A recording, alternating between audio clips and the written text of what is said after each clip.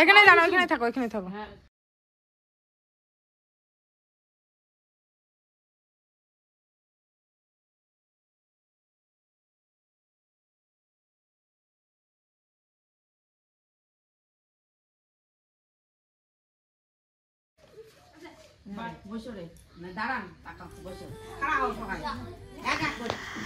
ঠিক 1 বছর আগে এরকম দিনে আমি এই ভিডিওটা তোমাদের সাথে আগেও শেয়ার করেছিলাম। এই ভিডিওটা বলতে মানে এটা তো নতুন ভিডিও, এরকম টাইপের ভিডিও যে যখন আর কি কার্তিক মাস পালে আর কি জেঠিমারা, তারপর আমার ওই পাশে একটা পিসি শাশুড়ি আছে, সেই পিসি শাশুড়ি তো যখন কার্তিক মাস শেষ হবে ওরকম টাইমে আর কি এইরকম বালক সভা দেওয়া, তারপরে কীর্তন দেওয়া, বাড়িতে অনুষ্ঠানের মতো একটা হয় আর সবাই আসে দিদিরা। তো দেখো এদিকে যে বাচ্চাগুলোকে সবাইকে এক লাইন করে দাঁড় করানো হলো, দাঁড় করিয়ে এখন হচ্ছে ভালো করে পা ধোয়ানো হবে, তারপরে গামছা দিয়ে পা মুছে দেওয়া, বরণ করে তোলা। আর পুচকু এখানে দাঁড়াতেই পারছে না, আসলে 5 জন বাচ্চা আন্দাজে, এখানে পিড়িটা হয়ে গেছে অনেকটা ছোট, তো সেই জন্যই আর কি এখানে দাঁড়াতে পারছে না। তো আমি বললাম যে কষ্ট করে হলো দাঁড়াক, কারণ এখানে তো আর বেশিক্ষণ সময় লাগবে না, একটুখানি সময়। আর এখানে ছোটোবাবু নেই, কারণ ও অনেকটাই ছোট, তো সেই জন্য ছোটোবাবু নেই, বড়বাবু আছে। ওকে কিন্তু দেখো সকালবেলা আমি একদম স্নান করিয়ে দিয়েছি, কারণ কি বলতো যেহেতু বালক সেবা দিবে সকালবেলা, সেই জন্য ওকে স্নান করিয়ে দিয়েছি। আর এদিকে চোখে ওদের ধুমো লাগছে, এই যে ধোঁয়াটা আর কি যাচ্ছে না ধূপতির, সেটাই আর কি লাগছে। তো পাশাপাশি 2টা বাড়ি কি এখানে সেবা হবে, কারণ এরাই হচ্ছে কার্তিক মাস পালে, আর আরও অনেক দূরে পালে। তো ওখানে তো বাচ্চারা ওখানে আরও অনেক বাচ্চা আছে, তো এই আর কি মানে জেঠিমাদের একটা দল আছে আর কি। তো যাই হোক, এখন পরপর কয়েক বাড়িতে কীর্তন হবে। ওই ঠাকুরের সামনে যা দাঁড়াইছে,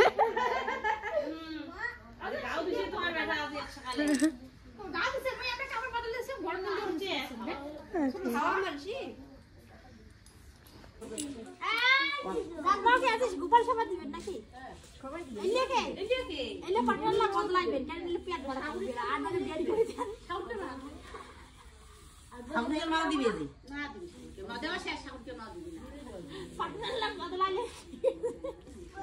চ্যাংড়া সাবাজে আর কই কোটে তাই ও দিতেছে ছোট ভাই অপরার বেটা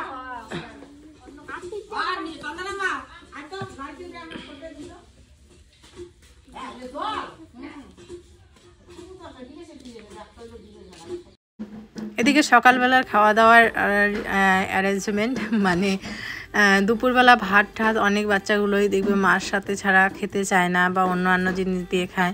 আর আমার ছেলে দেখো ওদিকে মুখ করে বসে আছে।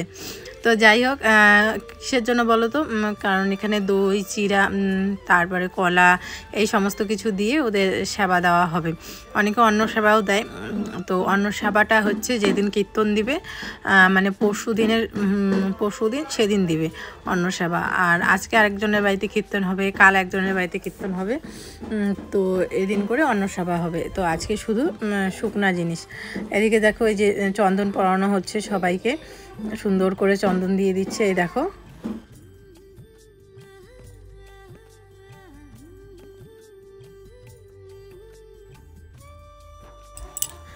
আগের বছর আমার ছেলে অনেক ছোট ছিল, তো সেরকম আর কি মানে বুঝে নেই আর কি। তো এই বছর দেখো বেশ বড়, আর আমি নিজেই অবাক হয়ে গেছি, এত শান্ত হয়ে বসে আছে ও।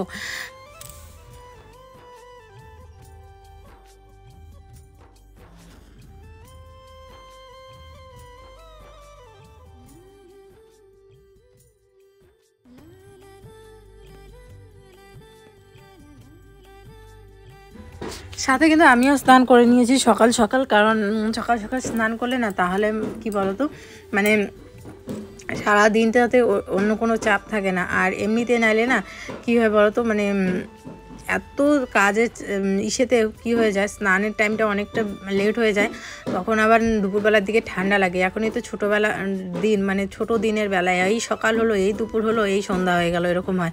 আর বাবু বলছে মা আমি খাবো, মানে খাবে তো দূরের কথা, মানে একটুখানি বদমাশি করবে এই আর কি। আর তোমরা অনেকেই বলেছিলে যে কেন আমার জেঠি শাশুড়ি মা এখন আমাদের বাড়িতে আসে না, আমার সাথে ঝগড়া হয়েছে কি না, এই সমস্ত কিছুই না। আসলে এখন অনেক কাজের চাপ, ওদের জমি জায়গা আগের থেকে এখন অনেক বেড়েছে, আর সবগুলোতে সবজি আবাদ করা হয়। তো সেই জন্য তার মধ্যে দাদা এসেছে, দেখালামই, দাদা ভক্তি দিল, দাদা এসেছে। তো সেই জন্যই আর কি মানে আগে যেরকম ফ্রি টাইমে বসে থাকতো সেরকমটা পারে না। জমি জায়গা, ছাগল, এখন গরু হয়েছে, আরও অনেক গরু হয়েছে। তো সেই জন্য ওরা আর কি ইসে করে না। কিন্তু হ্যাঁ, তাই বলে আমার ছেলেরা যায় না ওই বাড়িতে, বা আমি যাই না, বা ওরা আদর করে না, এটা একদমই ভুল। এখন হয়তো বা সময়টা আগে যেরকম পুচকুকে এসে অনেকক্ষণ করে নিত, সেটা নিতে পারে না। কারণ বুঝতেই পারছো, এখন একটা বাড়িতে 5-6টা গরু, 10-12টা ছাগল, জমি জায়গা সবগুলোতে একটাতে শশা, করলা, তারপরে হচ্ছে কাঁকরোল, সমস্ত আবাদ, তারপরে ধান লাগানো, তো এগুলো করা হয়েছে। তার মধ্যে বাড়িতে ছেলে এসেছে, তো বুঝতেই পারো। ছেলে হচ্ছে বালক সভা হলো, দুটো বাড়িতে হলো। তো দেখো এই যে গেঞ্জি পেলো, আসলে এই যে কার্তিক মাস পালছে যে পিসির বাড়ি, তারপরে জেঠিমাদের বাড়িতে, ওখান থেকে। তো এদিকে দেখো এই যে একটা সাদা গেঞ্জি, আর জেঠিমাদের বাড়ি থেকে নীল গেঞ্জি, আর 10 টাকা করে 20 টাকা পেয়েছে, টাকা দেখ মানে সেই খুশি আর কি। তারপরে হচ্ছে জেঠিমাদের বাড়িতে মোটামুটি খেয়েছে, ওই বাড়িতে তো কিছু খেলো না, তাই পিসি দেখো এখানে পাঠিয়ে দিয়েছে।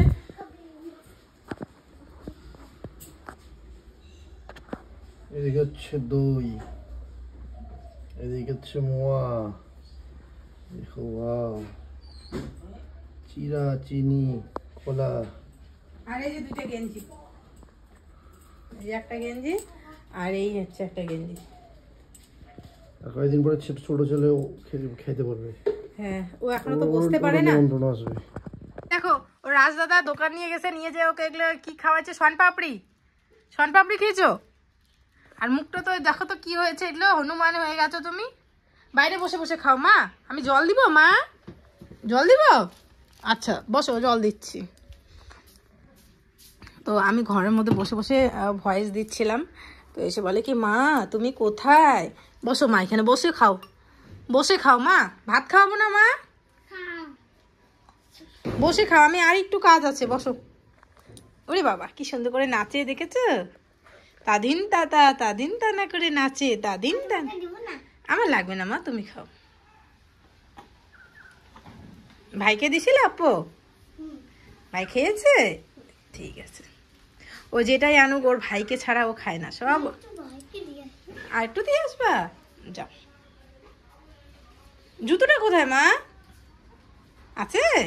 অল্প একটু ভাইকে দিবা, হ্যাঁ, বেশি দিবা না, হ্যাঁ, বেশি দিলে ভাইয়ের রক হবে।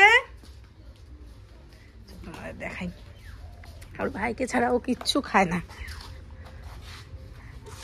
কিছু জিনিস বাজার থেকে বা দোকান থেকে কিনে এনে বলবে কি, ভাই আসো তোমাকে দেই, তুমি খাবা ভাই? আমি এখান থেকেই দেখাচ্ছি, কারণ ওর ভাইয়ের ওখানে গেলে না ওর ভাই কান্না শুরু করে দিবে।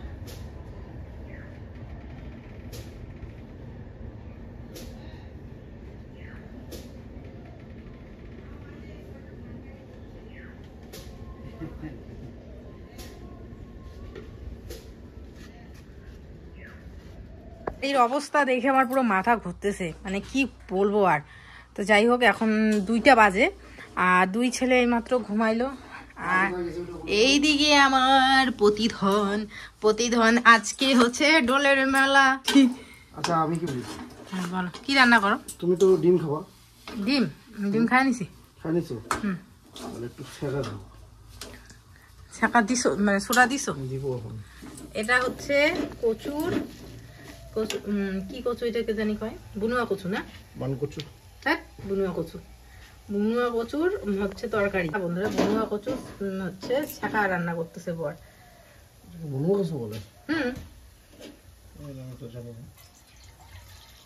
তো আর আমি সকালবেলায় রান্না করেছি আলু সয়াবিনের ঝোল, আর এখানে আছে বেগুনের।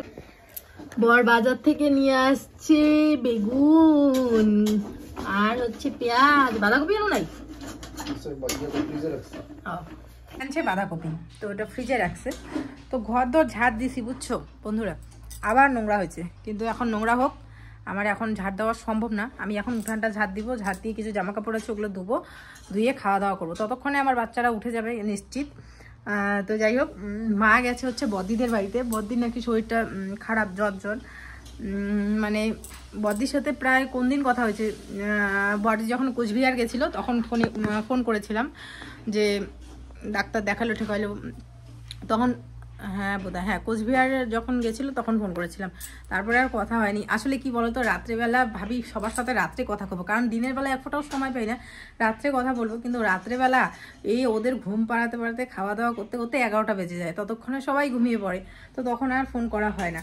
এমন করতে করতে আমার মামির সাথেও 1 সপ্তাহ হয়ে গেলো, 1 সপ্তাহর বেশি হয়ে গেছে, কথাই হয় না। তো যাই হোক, বড়দির জ্বর আর কি, তো মাকে যেতে বলেছে, তো সেই জন্য মা গেছে।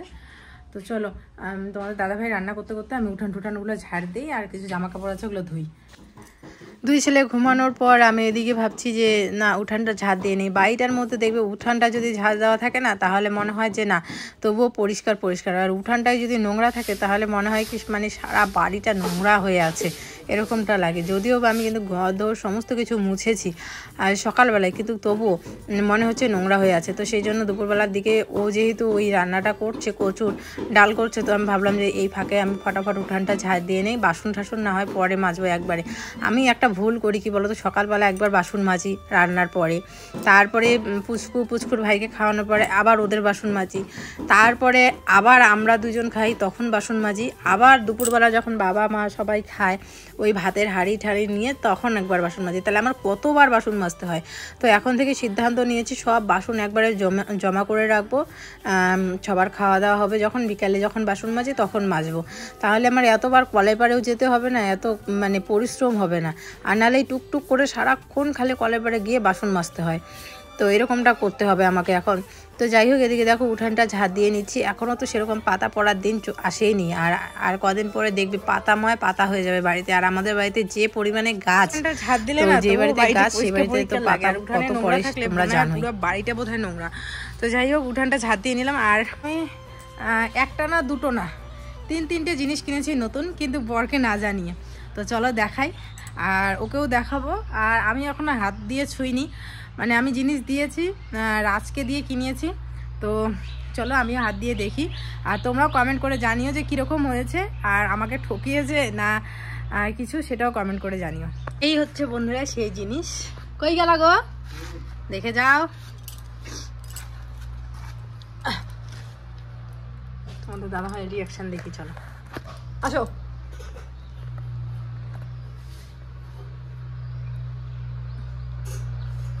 অপেক্ষা করি তোমার। বাহ, সুইট তো। কেমন হয়েছে? কিন্তু এগুলো লাস্টিং করবে না। লাস্টিং তো কোনো জিনিসও করে না। কালারগুলো মনে হয় উঠে যাবে। ওই জন্যই সাদা কালার নিছি, যাতে উঠলে পরেও নিজেও ফেব্রিক দিয়ে কালার করেছে। টাকা দিয়ে নেইনি তো, টাকা ছাড়া? হ্যাঁ। বাহ, কত টাকা ছাড়া কিভাবে? টাকা ছাড়া আবার কে কি দেয়? ওইটা কি পাবে তো, আমার যে সিটি গোল্ডের পুরানা চুড়িগুলো ছিল না, রং উঠে যায়, ওগুলো দিয়ে। সিটি গোল্ডের চুড়ি দিয়ে ঠাকুর দিয়েছে? হ্যাঁ। বলো কি? হ্যাঁ গো, না মোবাইল দিয়েছে? দেখ, পুরানা হচ্ছে পুরানা শাড়ি না, পুরানা শাড়ি আছে না, পুরানা যে ছেঁড়া শাড়ি সিটি গোল্ডের ইসে, সিটি গোল্ডের কি কয় পুরানা চুড়ি। সুন্দর হয়েছে তো। সুন্দর হয়েছে না? দারুণ। এই জন্য আমি নিচ্ছি। একটা হচ্ছে রাধাকৃষ্ণ, একটা হচ্ছে ভোলা বাবা, আর একটা হচ্ছে লোকনাথ বাবা। আর আমি সাদা কালারটা এই জন্যই নিছি, যাতে যদি কালার টালার উঠেও যায় আমি ফেব্রিক দিয়ে যাতে রং করতে পারি, সেই জন্য। চলো, জিতা হয়েছে আমার। চুড়ি দিয়ে নিছো তাহলে তো ঠিকই আছে।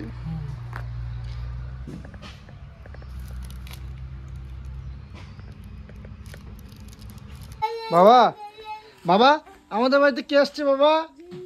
হ্যাঁ,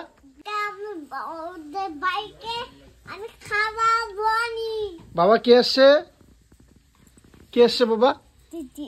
হ্যাঁ, কি নাম দিদির? ঈশা দিদি। কি নাম দিদির? ঈশা দিদি। হ্যাঁ, দেখছো তোমার নাম মনে রাখছে। দেখি হি করে তো দাঁতগুলো দেখি।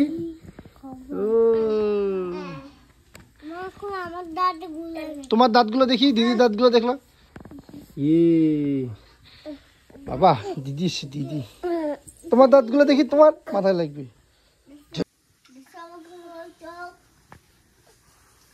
হ্যাঁ চোখ দেখছি। ঘাসি দিদি না, ঈশা দিদি। তোমার নাম কি বলো, ভালো করে বলো তো ভাইকে, তোমার নাম কি? না না তোমার নাম, তোমার নাম কি? আমার নাম ঈশা বাবন। ঈশা, তোমার বাড়ি কোথায়? আমার বাড়ি বাবনপাড়া। বামনপাড়া? কোথায় বামনপাড়াটা কোথায়? ওইদিকে। ওইদিকে? আচ্ছা, তোমার কি হয়েছে? কি হয়েছে তোমার?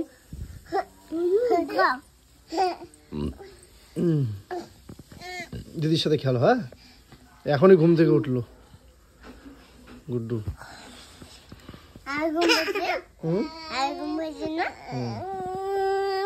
এই যে হি করো এর দাদু। কি হবে বাবা? বলতেছে শক্ত করে ধরিস, নাহলে কিন্তু পড়ে যাবে ভাই। ও ঈশা দিদিকে বলতেছে। থাক না একটু, দিদির সাথে থাক। এখনো তো অনেকেই আসে নাই।